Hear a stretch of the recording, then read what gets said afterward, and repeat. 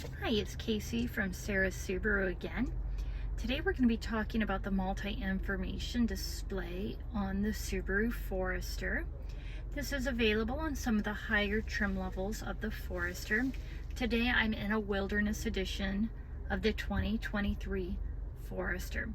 So the multi-information display is right above your audio head unit. At the top it's always going to have your current time and the outdoor temperature. Then everything else depends on where you've chosen to leave your screen. That's controlled by the info button on the left side of the steering wheel. So the current screen shows me which of my safety systems are on. So if I want, I can press and hold that info button on my steering wheel, and it's going to tell me what each of these systems do.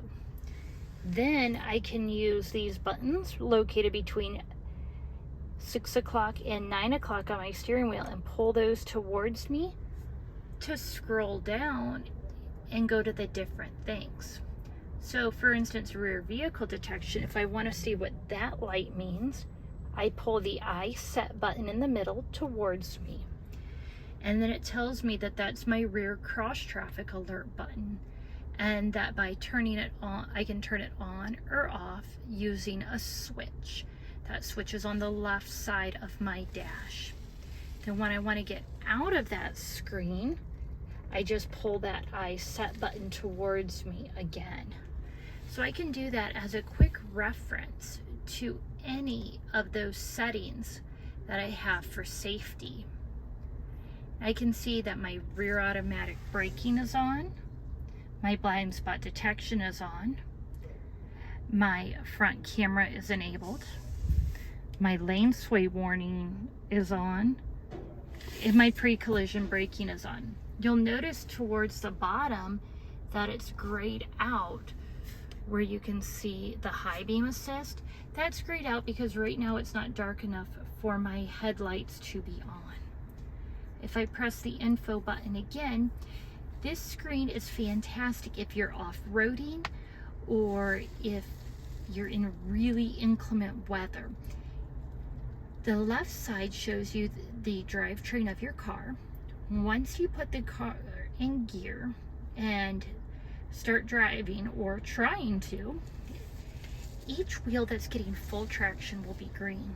Any place you have slippage will turn red. So you could have 1 red wheel and 3 green, so on and so forth.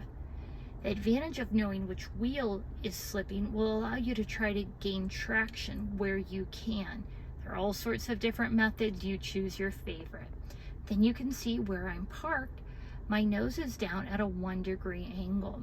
So that helps me to know which way I'm most likely to go because of gravity, and which end of the car it's safest to have someone push if that's needed. Hopefully you'll never get stuck in your Subaru, but if for some reason the weather gets that bad, this screen can be very, very helpful. I'm going to press that info button again, and now I can see some information about the car. That one's pretty self-explanatory. Pressing the info button again, this pulls up the weather screen. This is a service through SiriusXM Travel Link. That is active only if that subscription, whether it's your trial or a paid subscription, is active. Once that's no longer active, that screen would be blank. Pressing the info button again, this takes me to my navigation screen. Right now it's just my compass because I have no route programmed into my in-dash navigation. This screen is only available if you do have the built-in navigation from the factory, and then it would give you your turn-by-turn instructions up there. The reason you may want your turn-by-turn instructions on your multi-information display is that maybe you want your radio information down on your main screen, so then I could see what I'm listening to and also see my turn-by-turn. Pressing the info button again, that takes me to my radio screen. That's if the opposite were true. If I were more focused on having my navigation and having my map on my home screen on the audio head unit, then I could still see what I'm listening to on the multi-information display. Press info again. This is probably the most popular screen of these. The top line tells you that they're about 70 miles until empty. Don't recommend waiting that long, but I've done it a couple times. But you definitely will probably need gas soon in this car. Beneath it you can see the average fuel economy. This car only has 6 miles on it from the test track, so it's not a surprise that it only has 4.7 miles per gallon as the average fuel economy. Underneath where you see it shows 0 to 60 and an MPG at the end of that line, that's a line that'll move back and forth with color in those bars to let you know what your current fuel economy is. Pressing info again, I have the time, the date, and the day. And then pressing one more time, it tells me if I press and hold that info button, it'll take me into a different screen selection. This takes me into settings. If I don't have it set to know the date and time by my phone, I can change the date in here. Again, using these 3 buttons, I can scroll down if I want to change the display. If I want to go to climate control, then I would press that I set button among those 3 again. You can go in here where you can see it's normal and my occupant detection setting is on. That means the car will send more air to where it can sense people and less air where it doesn't. I'm going to use those 3 buttons I pointed out and go all the way down to go back.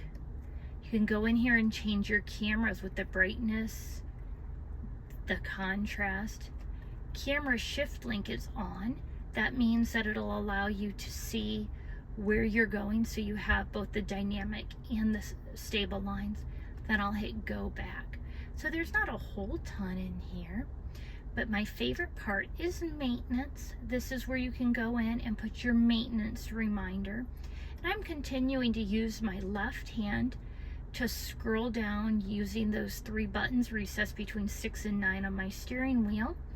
The down button scrolling me down, the up button scrolling me up, and the middle I set button selecting. Then initialize would reset everything to the factory standards, and go back will again take me to my main screen. And then we are back at go when I hit the info button again. There's so much in your multi-information display. Hopefully I've answered some of your questions about where things are. If not, just give your salesperson a call and they'll be able to answer your questions in more detail. Thank you for your time today. I hope you learned a lot.